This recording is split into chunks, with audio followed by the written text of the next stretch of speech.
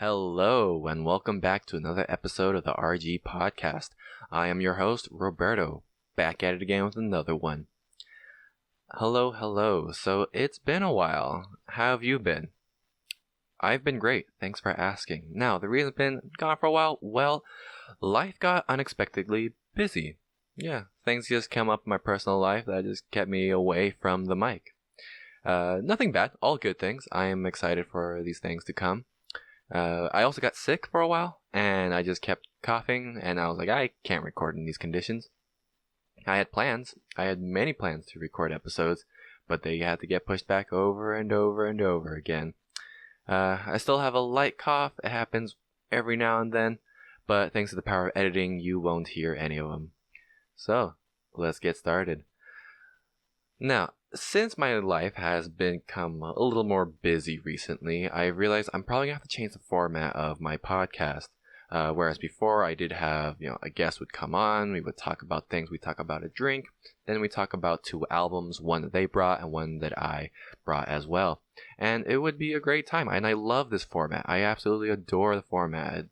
It's like a great bonding opportunity for me and another person in my life, and to share the love and history we have with the world, and you gotta put it in a recording that I could share and hold on to forever. I love that. However, seeing as my time has gotten a little more busy and that makes it hard to coordinate these kinds of things, I'm realizing I'm gonna have to record shorter episodes, make things more concise. So whereas before my plan was to make every episode with a guest with a few exceptions, I'm gonna have to flip it.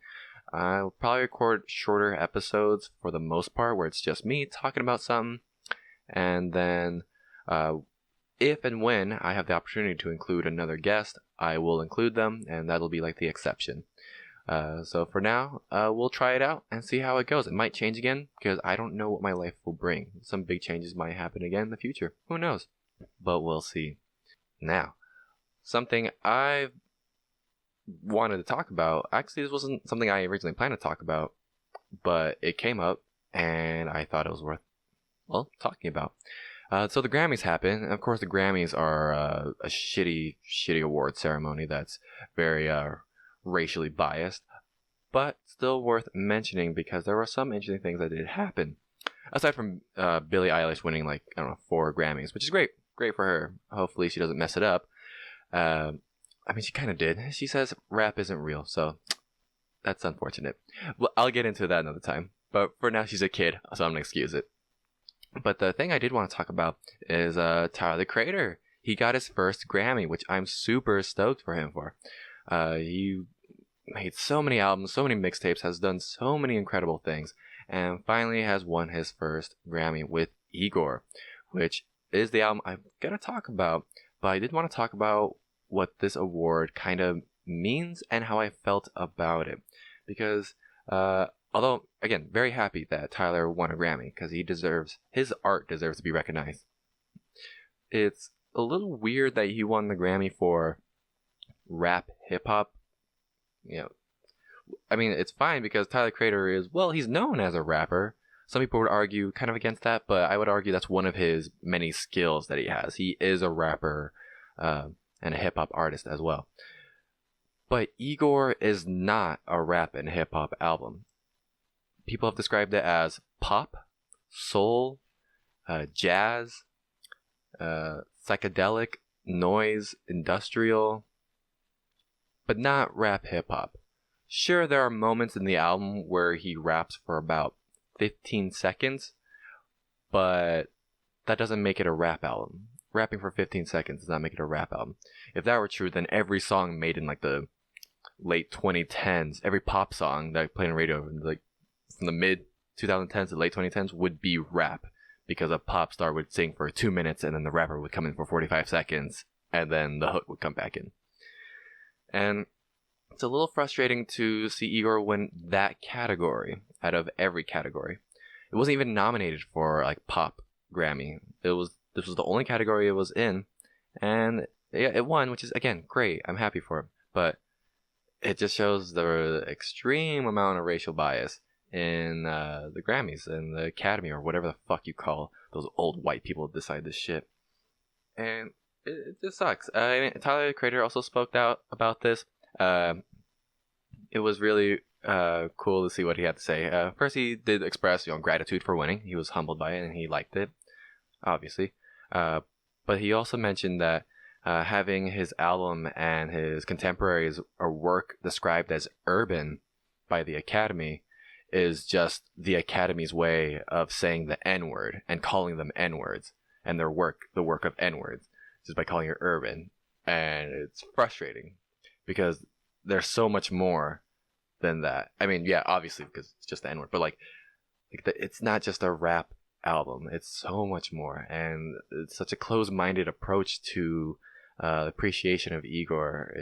It's unfortunate to see, but for now we gotta do what we gotta do.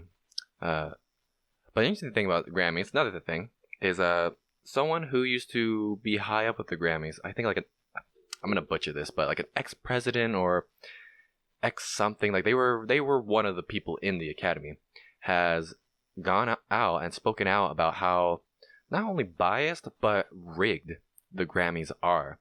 And if you know anything about the Grammys, you could tell that there were many years where you go, that seems so wrong that it's almost 100% sure that this was rigged. And so finally, someone who was in it is saying, yeah, it was always rigged. And the most notorious example of this was, I forget what year it was. The year Good Kid, Mad City by Kendrick Lamar came out. And then Macklemore's Thrift Shop album came out. I don't remember what the album is called. I just know that Thrift Shop was on it. Was it The Heist? Who knows?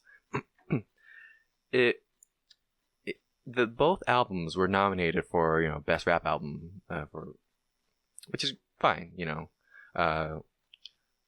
Macklemore's album, sold a lot because of Thrift Shop and how fun Thrift Shop is, while Kendrick Lamar's album was a literal piece of art that should be recognized and saved in the Library of Congress for all of eternity. But whatever, I digress. And of course, who do you think won? Was it the black man not selling, but showing us his truth, his life, growing up in Compton? Or was it the independent white man who made some catchy tunes that white people liked because it's hip-hop, but it's safe for white people? Of course, Macklemore won. No disrespect to Macklemore, because he's a good person overall. He knew that when he won that Grammy, he wasn't happy about it. He knew it was the wrong choice. And he publicly stated that, hey, I don't like this decision either.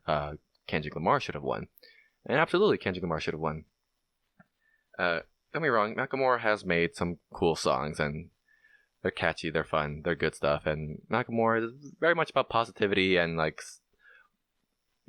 doing what you need to do, follow your dreams sort of stuff, which is, that's a good thing to talk about.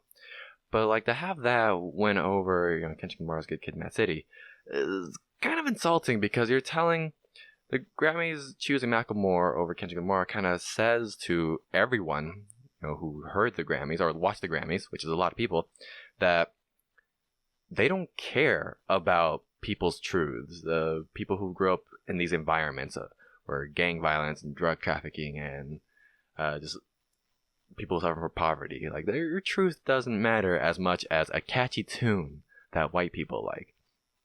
And so when you see these things, it really frustrates you. I have a lot of friends who tell me, well, it's the Grammys, of course they're shit. Who cares what they think? Well, the thing is, in a textbook, that's going to be remembered. Not textbook, but any history book, really. It's going to be remembered. And Grammys went to predominantly white artists, or artists that were safe for white people for a very long time. And it wasn't until 2050 did the Grammys stop being racist. And it's sucked to live in that timeline before that got fixed. I don't know. People tell me I exaggerate when I think about these things, but it sucks. I would like to know that the art that resonates with me, that speaks truth that's closer to mine, means something. And it is acknowledged as such in a public space. You know? Or maybe I'm just being sensitive. Who knows, right? But for now, this is what we have. But anyways, so that is the most egregious example in recent history of the Grammys, upsets in the Grammys. But then this person who's speaking out mentioned other examples as well. She is saying that there should have at least been nominations or awards given to Good Kid, Mad City, as I said. Kanye's My Beautiful Dark Twisted Fantasy, which we've talked about before. Beyonce's Lemonade. And there was one more, and I am forgetting off the top of my head. It was... Wow, I feel bad. There was 4 examples. But yeah, all fantastic artists that should have gotten way more recognition. And not just in the hip-hop rap realm, like Beyonce's Lemonade. That's not hip-hop rap, that's pop. She's the queen of pop, you know? So it should have been recognized a little more.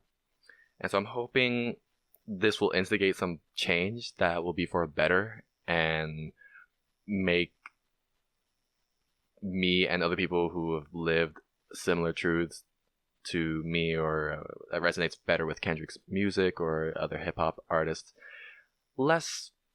What is the word I'm looking for? Less not given a shit about. There's a better word for it, but I can't think of it. But yeah, we'll see. We'll see how that goes. So, thanks, Grammys. So yeah, Tyler won Grammy. Fantastic. Good for him, Igor. And this is actually the first album I've really listened to by Tyler, the Creator, like all the way through. I've listened to like some of his other songs, and I've always appreciated the interesting contrast between the really strong aggression in his early work versus some of his more soulful, beautiful, melodic synth sounds in his later stuff.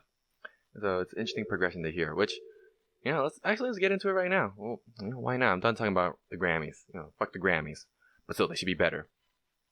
So, album, Igor by Tyler, the Creator. Tyler, the Creator, of course, is a singer, songwriter, rapper, producer.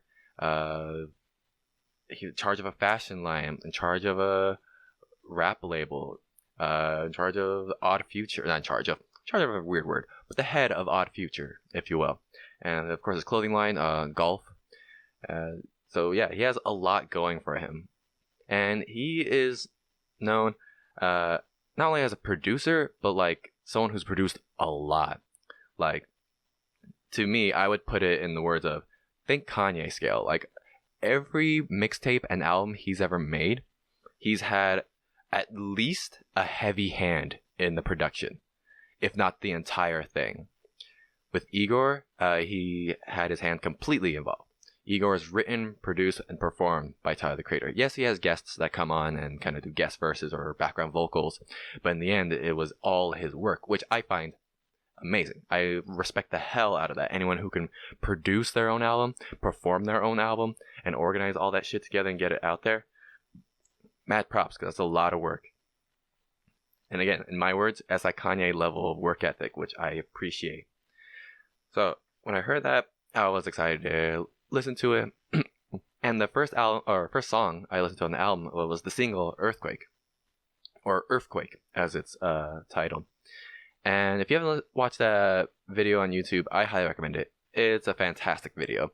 It's silly, but really captivating at the same time. Even though it's a really, really simple song, it's just amazingly captivating. Just the outfit he wears, that blonde bowl cut wig he has, the huge dark glasses, the bright like baby blue teal like tux he has on, and the way he moves.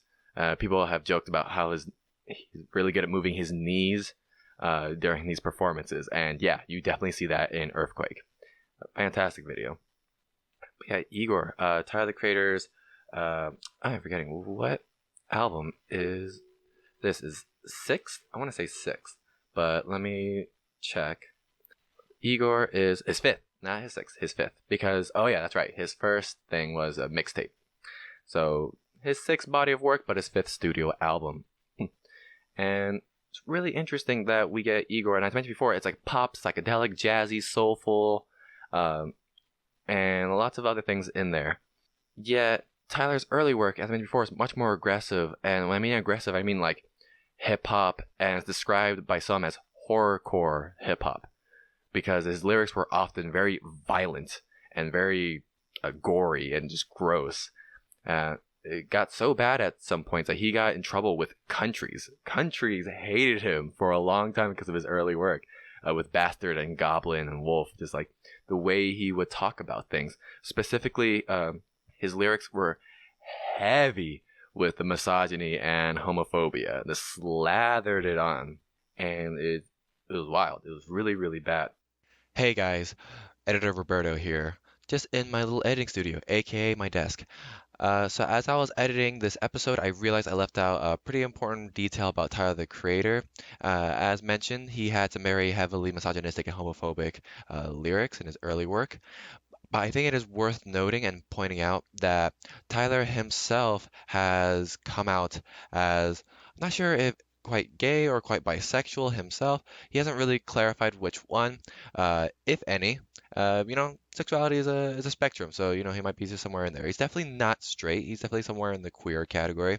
And now the reason I even mention this, not to excuse the lyrics or the things he has said in previous work, but rather I think it adds another dimension to the conversation that surrounds the controversy of his early work. So it should be noted that maybe he was so homophobic because he kind of internalized this homophobia and kind of projected it out into the disgusting form because homophobia is disgusting. Uh, but I think as he grew more comfortable with sexuality, maybe that's why his music kind of took a sharp shift from this horrorcore to beautiful, jazzy, soulful genre of music. Anyways, just wanted to include that in. Love you all. Enjoy the rest of the episode. Apparently, he was not afraid to use the imagery of rape in many of his early works. I haven't listened to his early work, so I don't know exactly what songs or albums these were on, but from what I've researched, like it was really, really bad, and just he was panned by so many people. Like, nope, this guy is just trying to be edgy, and he's being disgusting, and he should not be allowed to do this. He's a terrible, terrible person. To which I say, yeah, I get it, kind of gross and uncomfortable, but like, fuck you, that's his art. Like, that's what he does. He has a fan base that has followed him through the whole thing and have loved and appreciated everything he's ever done, including Igor. So it's really strange, this like the contrast between the two, like this violent, homophobic, misogynistic early start to this beautiful, pretty, and kind of psychedelic album we get with Igor. This is not his first time doing pretty music. Flower Boy, if any of you ever listened to that, was the previous album, his fourth studio album, and that had a lot of pretty elements as well. And a lot of rapping in there as well. So that was more of a half and half kind of album. Flower Boy also had that single, Who Dat Boy, with A$AP Rocky. Love that song. Love it. Very good performance. His delivery is on spot with that. But yeah, back to Igor. It's interesting to see what he talks about in this one because Igor tells a story. It's a very narrative-based album. It's a story of a guy who is madly in love with this other guy, and they kind of hook up. They do their thing. They have a little fling. But the problem is, other guy is also kind of seeing his ex-girlfriend, who he may or may not go back to. So first guy, who was Igor himself, Tyler, the character of his, is kind of dealing with this, like, oh shit, he's gonna go back to her. No, I want him though. So that's what this whole album is about. So we open up with Igor's theme, which is not entirely instrumental, but it's very heavily instrumental. And what's great about that though is it really gives you a taste of what to expect in the whole album. Like, what is it going to sound like? How are the vocals going to sound? And you immediately figure out one very important thing. If you've never listened to any Tyler the Creator before, you should know his voice is very deep, it's raspy. His delivery is often quite aggressive. But with Igor, he has pitched up his vocals like for 90% of the album. It's just pitched way up, so it doesn't sound like what he typically sounds like. And this is not unusual for artists to do that, to pitch up their vocals for a piece of art. But he does it with this one, which I've never heard his voice like this before. So when I first listened to, Earthquake, I was really confused. I'm like, that's not his voice. And it's like, yes and no. It is, but, he just pitched it up. And what that means, he just sounds much, much higher. It just sounds like someone with very high voice, if you don't know what that means. So you hear that definitely in the first track, Igor's theme. And you also get a taste of some of his guest performances. He has a lot of guest performances on this album. So in Igor's theme alone, he has Lil Uzi Vert, he has Solange.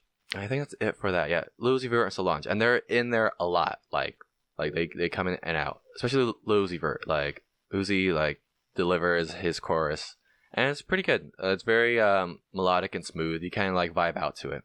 So he does a really good job with that. But yeah, it's interesting because even though there's 3 artists on this, it doesn't feel like anyone is competing. It doesn't feel like they're butting heads. It's just it synergizes really, really well. And again, this is a preview of what the album is going to sound like. Every time he has a guest on there, or several guests, it just works really, really well. And what he does to their voice, and is it a background vocal? Is it up front? Is it pitched up? Is it pitched down? Is it quieter? Is it louder? The choices he makes with these guest vocals is really, really good. It works out really, really nicely. But yeah, such a good stuff. But then we get to the next track, which is Earthquake, which is the big single, the one I talked about already. Again, great song, great visuals with the video. And this one, the track basically just says, hey, you rock my world. I want you. Don't leave me. Stay with me. You can blame what you need to blame on me. I don't care. I'll do whatever it is to make sure you stay with me. That kind of thing. And when I kind of listen to this, and a little later we'll hear the song Puppet, I kind of understood what this album was to me, in my own words, because I never listened to an album like this before. It was so strange to hear.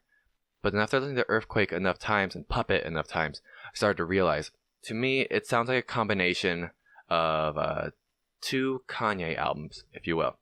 Sounds like the sounds of Yeezus with the themes of 808s and heartbreaks. But of course it's pop and the Tyler twist on it as well. And so if you can combine those sounds of Yeezus and 808s, which I know, I couldn't have picked 2 more opposite albums of Kanye, but that's what it felt like to me, and it makes sense. You get these strange instrumentals, very strong emotions and raw feelings, and not all of them pretty, oftentimes a little ugly, but real. This is a love story that of a love that's clearly not great from the get-go. So yeah, it's gonna be ugly, and Tyler presents it such as, like that, just like that's what it is. I'm not gonna look good in this album. I'm gonna say some things or do some actions in this album that's not gonna be great, but that's because that's how I felt. And what's great about that is, yes, sure, this is Tyler's truth, but anyone who's ever been in a relationship that didn't go great, you would know that things often don't go well when things are going poorly. I know it sounds redundant, but it makes sense if you know what I mean. Things get ugly. Mistakes are made, both sides. You feel taken advantage of. Sometimes you feel like you take advantage of others. It's a weird back and forth that no one is happy by the end by. I said that weird, but you know what I mean. And so we kind of get into it. And so this is the first one, the first song that really kind of gets into that. It's like, hey, you rock my world. You're awesome. Please don't ever leave me. He's very much giving himself to this person. And he's just like, hey, I just want to talk to you. I just want to be with you. I know you don't want to have this conversation, but hey, let's just, enjoy each other sort of thing. And I kind of get that. Kind of love is a little rocky right now, but let's just, try to work it out. Let's try to get it together. And then we get into the next track. Oh, I should mention, the feature on this song is Playboi Carti. Something I learned about Playboi Carti is it is near impossible to understand his lyrics. Maybe if you're really into mumble rap, you'll understand it the first time. But I'm reading him now, and oh my god, this is not what I thought his lyrics were. I thought he rhymed the word lawyer for 3 lines, but I'm looking at it, and he only says lawyer once.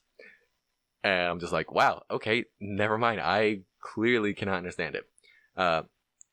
But it works because his verse is met with a sweet kind of piano melody in the background. So it's very, very pretty. I might say that a lot, that this album is pretty, because it is. It's very pretty, but also weird at the same time. It's like a pretty weird. I'll talk more about that, but just keep that in mind. All right, next song is I Think. I Think really puts it really straightforward. He thinks he's in love. I mean, we kind of got that already with Earthquake, but he kind of gets more into it. It kind of describes in more detail these feelings. He doesn't know to trust these feelings, but like he just can't help it. It's like, I think I'm falling in love. I think this time's for real, sort of thing. Like yeah, but how can I tell you? And like I need you and stuff like that. Kind of like very mixed feelings. Like he's falling in love, but also has mixed feelings about it. Pretty straightforward in that regard. But very good vocals. Solange once again makes an appearance, and her vocals are top notch. Let me tell you, my friend, good stuff. Now, a fun fact I read about this was that there is a pulsating bass line throughout this track that reminds people of Harder, Stronger, Faster by Daft Punk, which of course was sampled on Kanye's Stronger. But it turns out all these tracks were just sampling an 80s Nigerian disco record, including I Think, and they're all just sampling the same thing. So that's why you might hear a familiar bass line in the background. But that was funny. Like, wow, 80s Nigerian disco. Who would have thought to look there, right? Right? Who knows? But yeah. Track 4 is just like a 20-second spiel, but it's worth talking about just because in Igor, this spiel, there's like a, what do you call it? A narrative that kind of flows through it. Not just the story itself throughout the songs, but someone literally just talking. Kind of like Kendrick Lamar's To Pimp a Butterfly, where it kind of does that poem.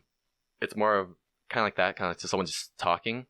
Not really spoken word, but just someone just talking and kind of giving you ideas like what the themes you should be looking out for or coming up, sort of thing. There's no repetition, just like this guy keeps talking, whoever this guy is. I don't know who this guy is. Should I know? Maybe not. It might be Tyler with his voice pitched in a different way. Who knows? But yeah, he kind of just tells you. And so this track is called Exactly What You Run From, You End Up Chasing. If you keep that in mind, you should know how this album ends. But in the end, this little spiel... Oh, there you go. Spoken word by Jerrod Carmichael. See? I'm smart. But at the end, he says, there's always an obstacle. And as soon as that sentence ends, like as soon as that period even happens, the next track immediately starts with its title, Running Out of Time.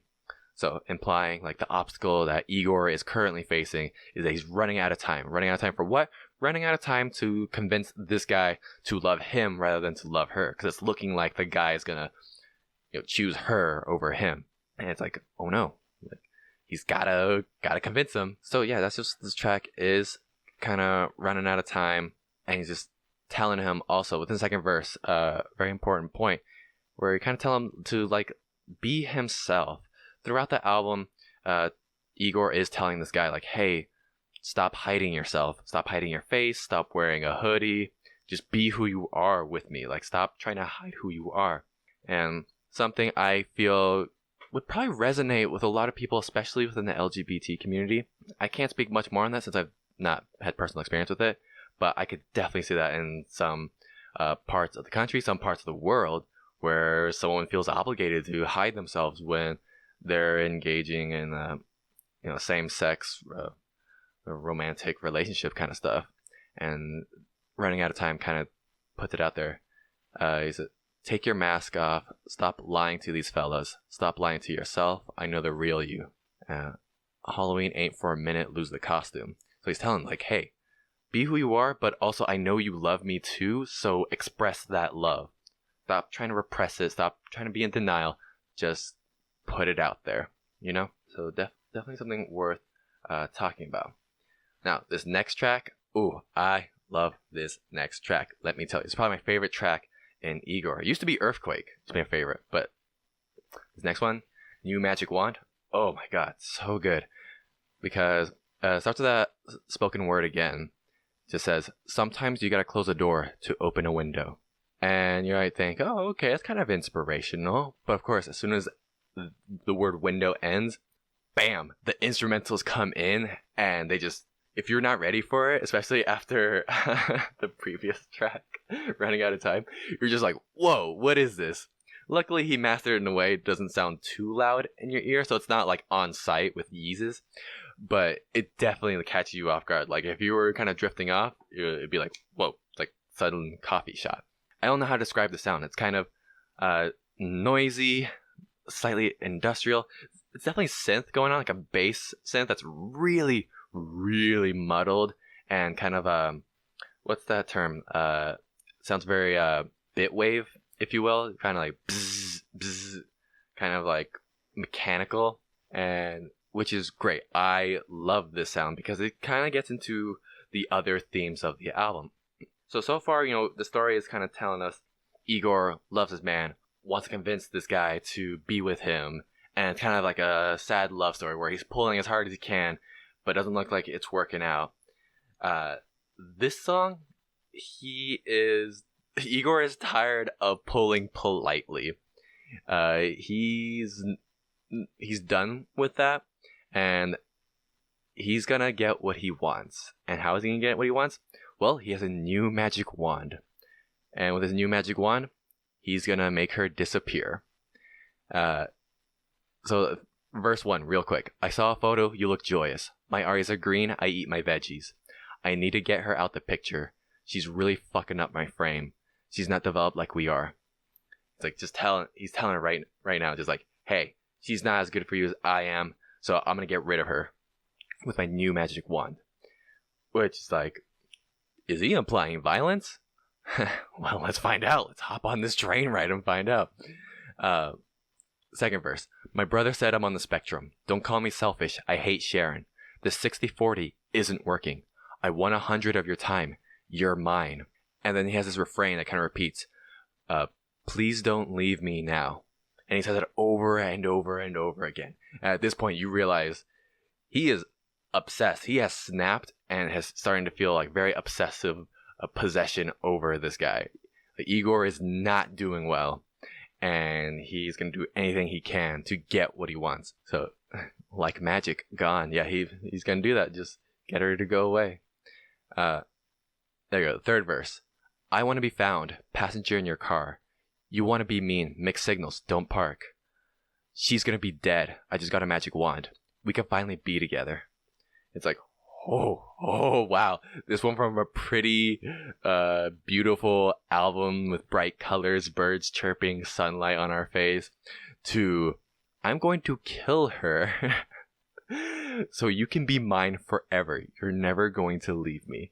It's like, ooh, this obsessive and ugly nature of this song. And delivery is just so good. Like his performance on it, so good. But yeah, he kind of keeps going. His fourth verse, it kind of continues with that, but I just got to emphasize the delivery and the performance on these verses. He does such a good job, especially towards the end. It's super aggressive. It's very much just throwing a lot of words out there and just to make his point. Like, you're going to be with me. I'm going to get rid of her. We're going to be together forever. It's going to be awesome. And I love you and all that craziness. And it's like, ooh. There is one part, super worth pointing out. You under oath. Now pick a side. And if you don't, I'll pick you both. It's not a joke. Murder, she wrote. So not only is he threatening her, he's threatening him too. Like, if you don't choose to be with me, I'm going to kill the both of you. And it's like, holy moly. This went from like 0 to 100 real fast. And of course, this whole time you get this like industrial sound going, and with a heavy, muddy, bitty synth just raging in your head. It is worth noting that during the bridges and some other parts, it does turn soft and pretty and beautiful, and he does the contrast really, really well, and it kind of melts together nicely, which is great because there's you kind of want that contrast, because if you get too used to that just aggressive sound you're hearing, it's gonna lose its impact. Between the line where he says it's not a joke, Murder She Wrote, and the fourth verse, music mostly drops. You just hear a faint beeping sound, and some other mechanical sounds in the background, and then it goes quiet for like a second, and then all comes raging back, which is, I love that. I'm a sucker for that kind of thing. So it's really, really nice. Now, I had heard this song before. In fact, I listened to the album before and didn't think too much of it aside from Earthquake. And I guess the reason for it was, I think a couple of reasons.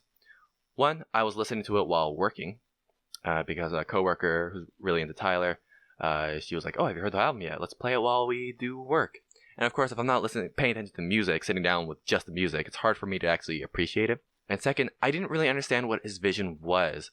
Like, sure, there were some parts that sound really pretty overall, and some parts less pretty, and I'm like, that's just love. And I was like, nothing new. We can move on. And I kind of left it at that for a while. And then the Grammys happened. He won the Grammy. And then he had a performance at the Grammys, and he performed this song, New Magic Wand. And I am so glad I watched it, because it is amazing. You gotta watch it. It opens up with a little bit of Earthquake. He has a chorus of people kind of like singing it, a couple guys singing it, and it's like really smooth, really soulful, really beautiful. And it transitions to him walking to the stage, and the stage, it kind of has a setup like a perfect suburb neighborhood, with nice palette colors, pinks, blues, and it's very pretty, very beautiful. And then the song starts, and he starts doing this really strange dance. And I say it's strange, but like it was so good too. Like I understood better. Like at that moment, I understood like what this sound represented, and what this album represented, and what this moment in the album represented. But I kept watching because I was so captivated. And he kind of does some screaming vocals that are present in the studio version of the song, but they're kind of fainted in the background. And I didn't realize how important they were until he literally screamed into the microphone so it would be present. And I was like, oh my god, this performance is wild. And as the performance goes on, lots of things happen, but I'll just skip to the good part, or an important part. As the performance goes on and on, this pretty suburbia that he has painted behind him starts to catch on fire, and the streets, or the street he's on, starts to be burning, and there's a big hole in the ground, the hellfire's popping out, everything's getting destroyed. And I realized this is representing not only the life that he is creating for himself and his lover, but his mental state as well. Like, it's completely deteriorated, and it's completely of his own doing. Like, he is doing this. No one else is pushing him to this obsession. He is doing it. And it's ugly, it's beautiful, it's amazing, and you have to see it. Highly recommend it. Just Google or YouTube Tyler, the Creator, the Grammys performance, or New Magic Wand Grammy performance. You'll find it. And once I watched that, I was like, I have to listen to the album again, because I now realize what his vision is for it. Because I saw Earthquake, and I watched A Boy Is a Gun, which is the next track, the videos, and I was like, okay, Earthquake was humorous and pretty, whereas A Boy Is a Gun is just pretty. Like, it, I mean, nothing wrong with that. Obviously, it's very pretty and does a very good job being pretty, but it didn't really, catch my attention. I was like, okay, great, it's pretty, nice, let's move on. But I realized, like, once I saw what he had in mind for New Magic Wand, it's like, oh, yeah, let's do it. And apparently, New Magic Wand, there's a moment in there that is Tyler's personal favorite moment out of his entire discography, which is wild. And he's saying, like, the contrast of his verses with this obsession and pretty sounds that come in every now and then. It's like that really embodies what he thinks his art is, which is great to hear. But yeah, that's New Magic Wand. And you might be thinking, New Magic Wand, we are only halfway through the album and we've reached the point where he's gonna kill the guy and the girl. How is there more? And it's like, well, there is. So next track, A Boy Is a Gun. Fantastic track. A Boy Is a Gun with a little asterisk at the end. I'm not sure what the asterisk is for. Should I know this? I might. Who knows? But this track is basically just talking about, hey, don't shoot down my love. I want to be with you. And it's very like intimate, a lot of intimate romantic moments in there as well. And it kind of confuses me because it's like, wait, didn't he just say you're gonna kill him and her? Because he does mention that they're at brunch and she's also there. And it's like, wait, weren't you gonna kill them? Or did that moment happen? What's going on? At first I thought it was like maybe Magic Wand was a dream song, a dream sequence. But I'm like, that's too much of a cop-out. But then I realized maybe it was just a moment where he was just obsessed in his mind. Just in his head, he was thinking all these crazy, crazy thoughts. And it was just getting louder and louder and louder in his head. And just cycling out of control. But then, at the start of Boy Is a Gun, he shows up, and Igor is with him, and those kind of thoughts kind of, I don't want to say disappear, but they kind of they're on the back burner and fading away rather quickly, because he's more obsessed with being in his arms and sharing intimacy with him than he is with the goal of being with him forever. He's just like, I want the more immediate comeback rather than the long-term comeback. So kind of like wipe the sweat off your brow, like things are okay for now. So yeah, there's some very cute lines on here. See, in the chorus, you so motherfucking dangerous, you so motherfucking dangerous, you got me by my neck. Cute and kinky. I love it. Again, this track also has moments where he's telling him stop hiding. Take your hoodie off while you hide your face from me. Make your fucking mind up. I am sick of waiting patiently. He's like, come on, just be with me and actually be here. But something also interesting about this track is for every moment where he says, be with me, be here, I want to be yours, let's be together, let's enjoy this moment together.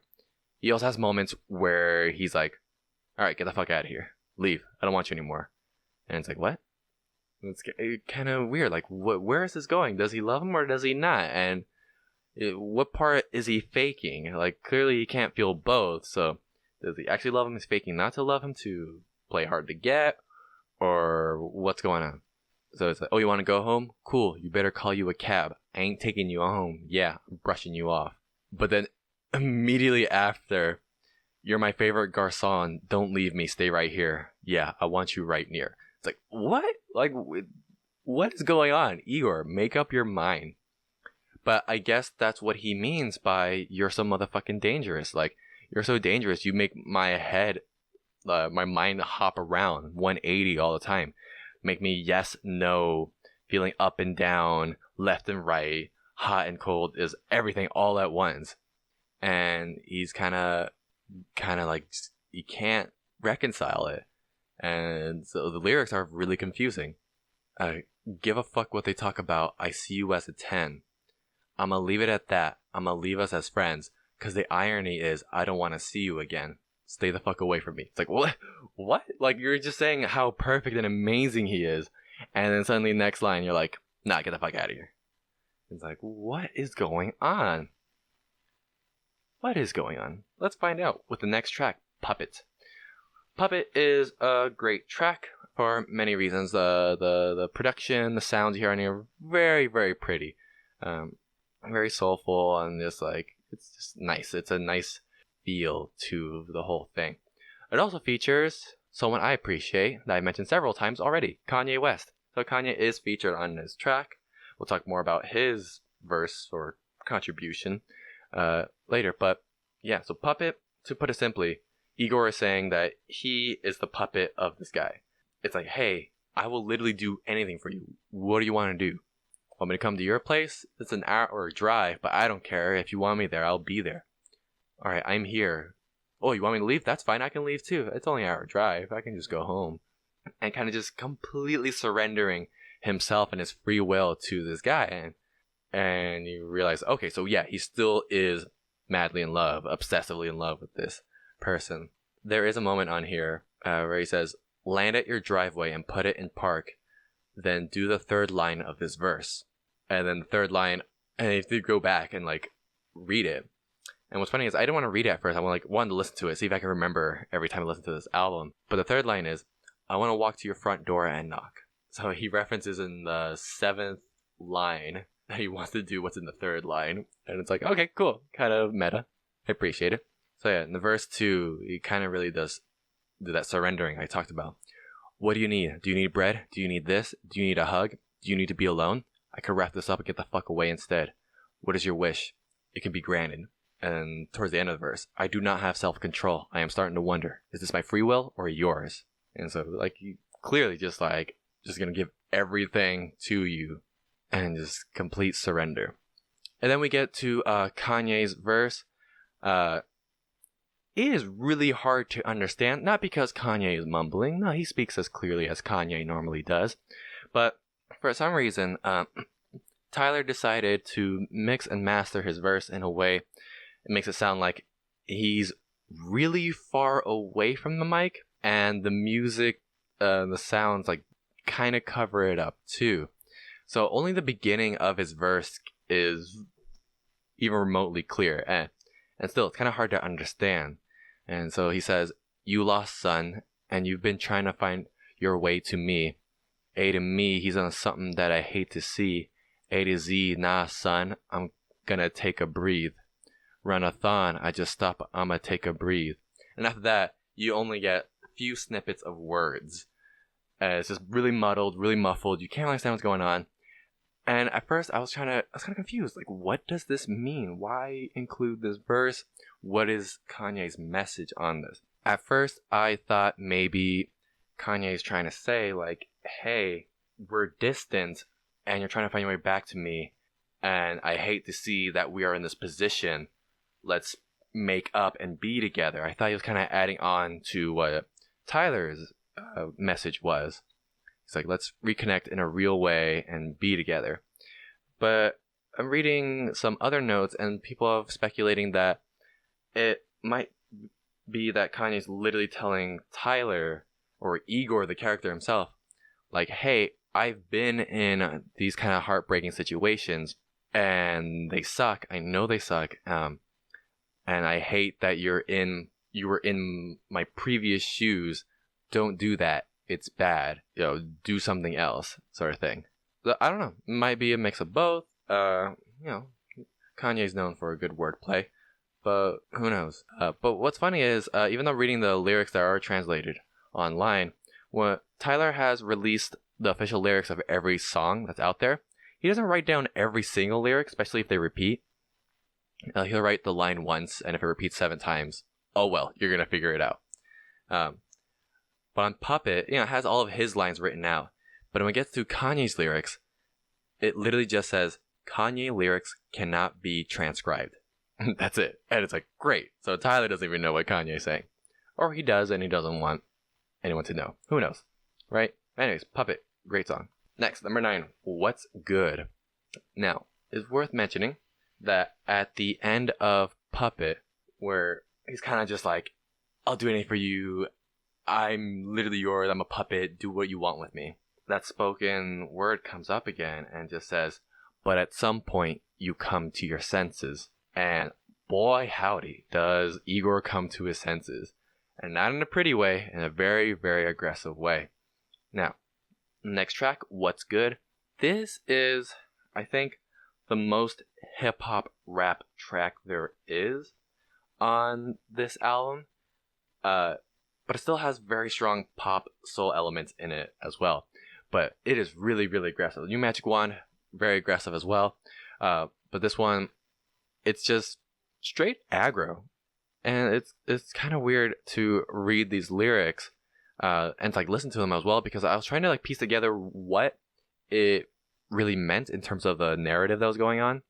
So Igor just came to his senses. How does What's Good, the lyrics on What's Good, kind of contribute to that? And as I'm reading the lyrics, I kind of do research on, like, what they all mean. All of these lyrics kind of or most of them I should say, have to do with like personal moments with Tyler or referencing other people, like real life people. And it's like, okay, so this is personal? Like what's going on? Because it's just straight up like just very confrontational. Like, what's up? I'm gonna fuck it up. Nope, I'm gonna tear it down. Just a lot of that. Oh, there's a line in here that I thought was definitely worth pointing out. Here's a line that says, "Hard to believe in God when there ain't no mirrors around." So Tyler in this moment is saying, comparing himself to God. He's saying he is a god. And it's like, I am better and I'm just a god. Which is interesting because this is not his first time calling himself a god. In this previous album, I think 2 albums ago, Cherry Bomb, he has another line that says, "I'm divine, I am a god. I am above others." And the reason I found that so fascinating is because, alright, I'm going to go on a tangent, but here we go. Most people, when I ask them, "Do you like Kanye?" They'll say, "No, he has a huge ego. He thinks he is a god."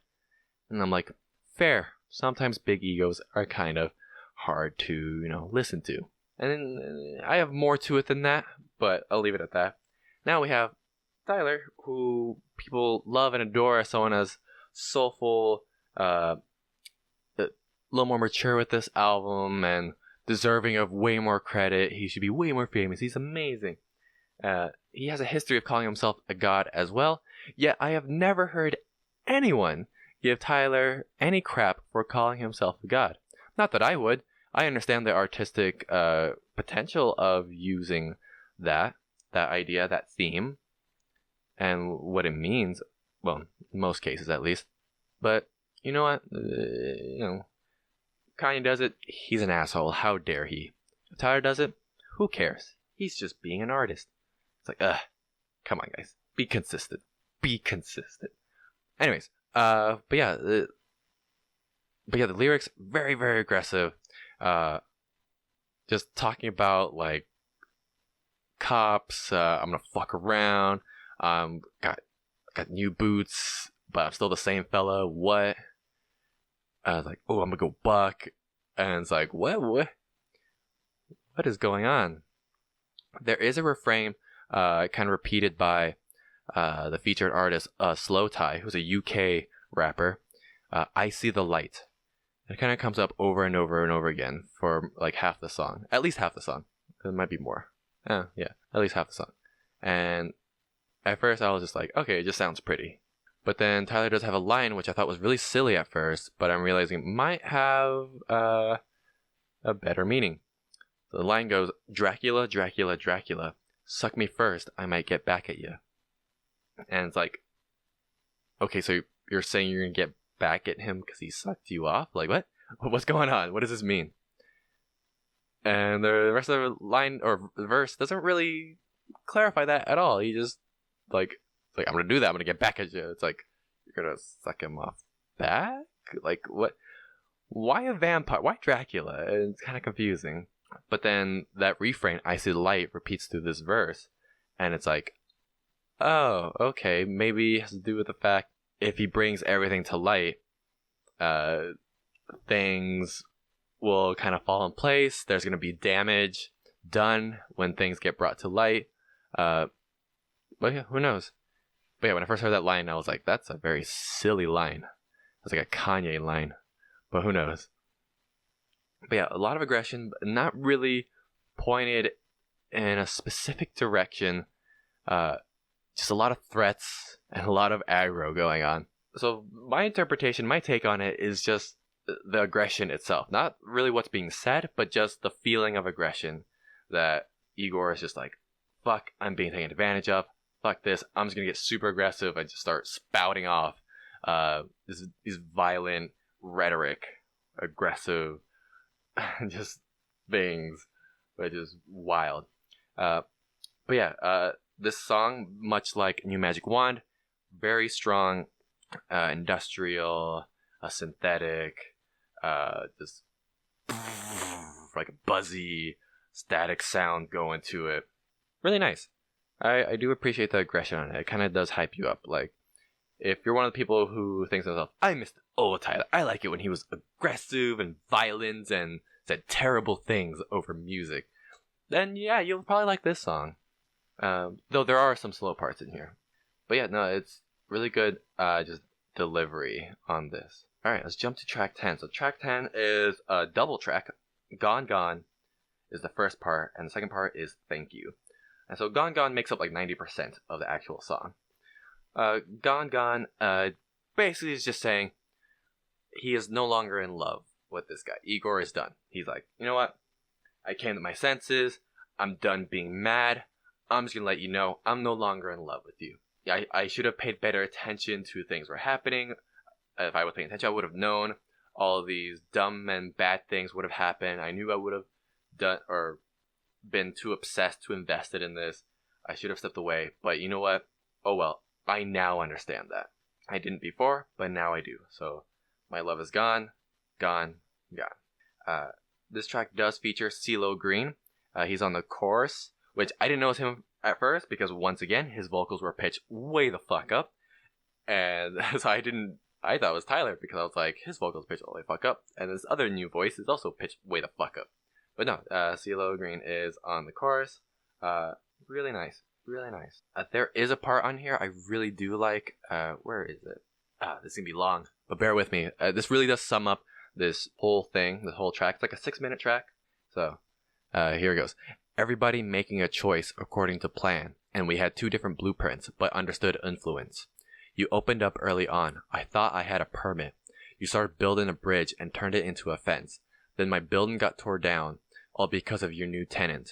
I'll just buy up some new shit, never down with the lease. You never lived in your truth. I'm just happy I lived in it.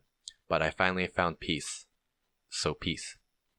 So, not only has Igor fallen out of love with this guy, but he has realized this guy didn't choose him. He chose his ex-girlfriend. So he's going to be with her. And yeah, it hurts, but he's kind of taking a more mature approach. Like, you know what? That's fine. I'm done. I should have seen this coming. He kind of talks about like the fact he should have seen this coming just before this. But just saying, all right, you know what? You have your girl now, and I have nothing but memories, but that's fine. You know, I'm going to move on. I'll survive. It'll be fine. So it's empowering. It's nice. But of course, you kind of think back to earlier in the album where he was yes and no all the time. You think to yourself, is it happening again? Does he actually mean it? Because it sounds like he means it. But, you know, historically or throughout the album, Igor has not been consistent. So who knows, right? Then we jump to the part 2, which is thank you. And basically just saying, thank you for the love. Thank you for the joy.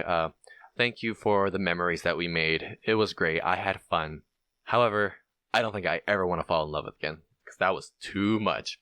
Which, yeah, you've been through a breakup. That makes sense. Yeah, you're like, yeah, I feel exactly the same way. And it's like, I don't want to do that anymore. Yeah, it was too much. It's too much work. And all for it to fall apart and go so poorly. It's like, not really worth it. So I totally get that. Alright, we'll jump to the next track, which has a very direct title. I Don't Love You Anymore. So, as you can imagine what this track's about, he doesn't love him anymore. But yeah, it's very straightforward. I don't know what else to say about it aside from it's just him saying, I don't really love him anymore. Except to echo what I said in the last track. Does he really mean it? Who knows? He's saying like, yeah, I really did like you, had strong feelings for you. But you know what? Clearly it's not going to work, so I'm not going to bother holding on to it. So I'm going to let go. I don't love you anymore. It's just good that we do this. I got to move on. But how? I started realizing, oh, he's starting to show doubt again. Because he's like, my feelings, they're broken, they're lost. But I feel a little stuck. And I don't feel like I'm capable of loving again. So I'm stuck right now. So it's like, ugh. So where is Igor at this point? Who knows, right? Like, he doesn't love him anymore, but does he actually? Because he seems like he's still where he was, a couple tracks ago. But it's kind of hard. It is worth noting with I Don't Love You Anymore and Gone Gone Thank You. Even though these aren't like my favorite tracks in the album, the melodies and the sounds you hear on here are very, very pretty. Like, again, like I said, I'm going to say pretty a lot. I I wish I knew more words, but they're beautiful, they're pretty, they're angelic, they're just like flowery. A good visual for a visual interpretation of what this album sound like is literally the album's artwork. If you look at it, it's just like a close-up picture of Tyler's face, a little bit of his collarbone, and he's kind of just glaring just past the camera. He's wearing 2 little earrings. It looks like his hair is bleached. So it's not a very flattering portrait. It's not supposed to be. It's in black and white. But the entire background is just one solid color of pink. I don't know my colors very well, so I'm going to just say pink. I don't think it's hot pink. It doesn't look like hot pink. But it's just pink. And very, very pretty pink.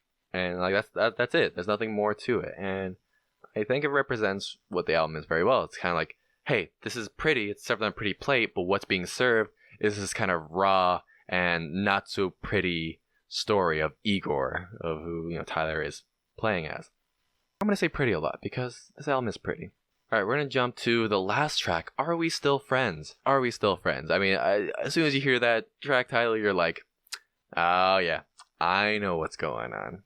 Igor clearly not over this guy. Is just like, hey, can we be friends? Can we still talk? Please, like, I don't want to let go. Let's just be there. Like, can we be friends? Are we still friends?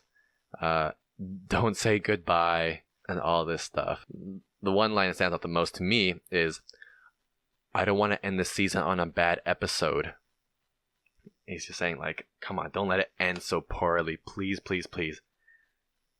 And it's like, it's a nice thought, but 2 things. One, Igor, did you not remember New Magic Wand and What's Good? You were not being very diplomatic at those points. So yeah, you made your bed, lay in it. It's not going to work out. And secondly, breakups never go that well. Well, not never. Typically don't, I will say. For some people, it works out. Haven't had such luck myself.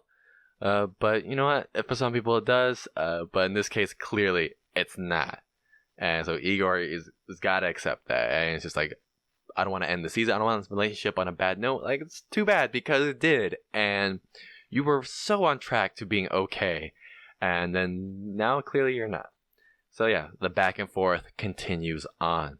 One cool thing about this song, aside from how pretty it is it features Pharrell Williams. And Pharrell Williams, of course, we know him for many things. That song Happy, right? For the Minions movie or whatever. But a fun fact about Pharrell, he was also Drop It Like It's Hot with Snoop Dogg. You should watch the music video and laugh at how funny it looks for Pharrell to try to be gangster. It's like, why are you trying to look gangster, man? Like, come on. You ain't. No disrespect. Like, I'm sure you're a nice kid, but like, come on. Of course, now he's an adult and an established and self-made producer, but I thought it was worth noting. But what's cool about Pharrell Williams being present on this track is Tyler the Creator often talks about his influences and how he feels inspired, and he has mentioned several people that have really helped him be better. He mentioned he showed Kendrick an early draft of a track off of Igor, and Kendrick told him that it was really good. Like, he listened to it, and he didn't mention like how pretty it sounded, but more he focused on was, you are speaking your truth, and it's awesome. You should be speaking your truth. Like, it's not glorious, it's not beautiful at all moments, but it is your truth, and it is worth sharing. And it's a good theme. Like, anyone who tells you to speak your truth and encourages that is a good person to listen to. Maybe that's too general. Speak your truth is a good piece of advice. I'll leave it at that. Speak your truth. If someone said that to you, you'll be like, yeah, it is a good thing. And so that really did inspire Tyler to continue working on Igor, write more things for Igor, and because he shared more of his truth. At times obsessive, ugly, violent, weird, but also pretty and soulful, angelic and flowery and beautiful. So I'm glad that he got that encouragement. He also credits Kanye West as a very strong influence, which makes sense because Kanye and Tyler are very much both rapper, songwriter, fashion line head of a group as well. So like, there's a lot of similarity, a lot of parallels between the two. But he says his number one influence is Pharrell Williams. Like, he credits Pharrell as being like his number one like idol. And so it's cool to see him on here. Now, Pharrell Williams has appeared on previous tracks before, so this isn't the first time it's happened, but it's just nice to see him and Tyler still working together, because I would imagine the third time it happening being as magical as the first time it was happening, just being able to work with your number one idol and just being like, this is amazing, this is awesome. So it's nice to see it. I love to see it. But are we still friends? There's that outro chorus. It says, are we still friends? This can't end. Are we still friends? I still want to say hi. Are we still friends? Can't say goodbye. Can't say goodbye. And while that last part is happening, can't say goodbye is being said, you hear some vocals in the background going like at first sounds like nice, like ah, and like it goes on for a while and it keeps going, but then it gets louder and higher, louder, higher, louder. It keeps going up until he's just screaming into the mic and like ah, just clearly going like, oh no, please, you can't leave me, to, oh my god, please don't leave me, I can't do this, we have to still talk, I'm still obsessed with you, please, I'm still in love, I have to be with you. And just a raw moment, because yeah, that happens. Falling in love and falling out of love are two very strong experiences, and really hard to fall out of love. Easy to fall in love, hard to fall out of love. But yeah, I mean, studies have shown there's a lot of similarities between falling in love with someone and being addicted to something. And so a lot of times when it is time to fall out of love, it's so difficult because you're going through withdrawals when you're not with them. And it sucks. And you feel like shit. Your physical state sucks. Your mental state sucks. And you can't think about anything else because you're just obsessed with getting that next hit. Like, come on. I just need one more hangout. Can we still say hi? That's all I need. And the answer to fix it all is just to go cold turkey. It sucks, and you'll have a bad time with it, but you'll get out the other side. Surround yourself with friends, support system, you'll be good to go. But clearly, Igor is not there yet. He is just realizing how fucked he is. But, that's love, Igor. That's love. You'll survive, friend. We all will. But yeah, so that is the last track in Igor. So it starts with him being in love, falling in love with this guy, being obsessed with him, kind of going back and forth, this ugly mess of relationship, or you could call it relationship, this fling, I guess. And then it falling apart, not working out, and then him realizing, hey, the mature thing is to say goodbye, I'm good. And then realizing, fuck, I can't do that. Please be with me still. So, that is Igor. Highly recommend listening to the whole thing. It's only 39 minutes long, 12 tracks. So, you got a little afternoon, just play it on.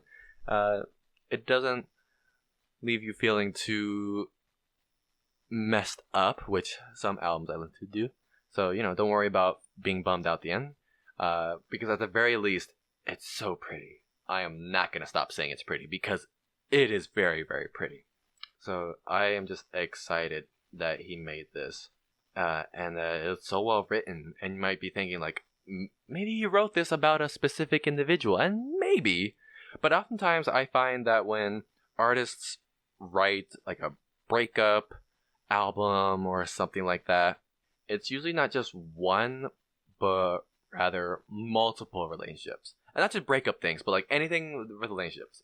Whether it's like hookups or love or anything like that, or falling out of love.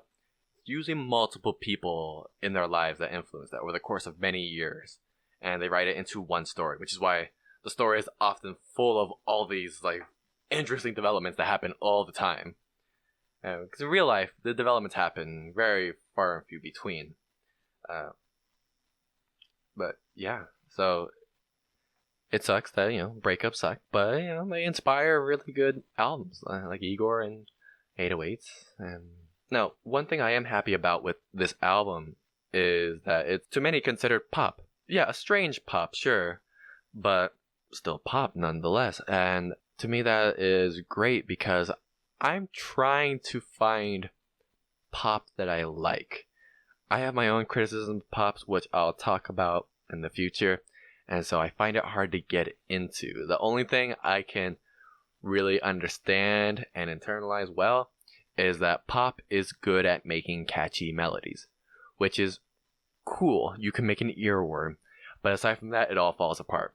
So the fact that Igor, to some, is considered a pop album, is great. So it kind of helps me like ease into it.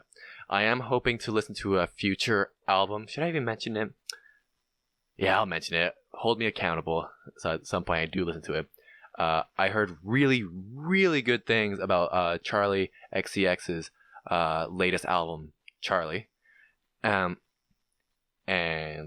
I'm excited to listen to it because, like, you know, she's very much like kind of. I gotta research more, but like, she's very involved with the process of her music, and it's like this is her sound. It's a little different than what you heard from other pop stars, but like it's definitely like her. Like she's definitely doing it. So I gotta research it a little more before I start listening to it, because man, pop just. Ooh, I don't know what it is. Maybe my ear hole is not right because it doesn't just does not fit in there. But that's for another time. But yeah, I'm excited. So hopefully this will lead me to ease my way into the world of pop because I want to understand it. I do believe that when you don't like something, it's usually because you don't understand it completely. I gotta open my mind and it'll be better. Alright, that's gonna do it for this episode of the RG Podcast. Thank you so much for tuning in. Thanks for listening. And thanks for your patience. I know it's been a long time. I promise not to take this long again in the future, but no promises. Like I said, life's been busy for me. I'll probably stick with mini episodes for now, and we'll see how that goes, because I still have some ideas and some episodes I do want to do in the future. Thanks again for tuning in. Have a good one. And listen to Igor. Listen to Igor. Really, you should, because it's great. All right, I'll see you later. Bye.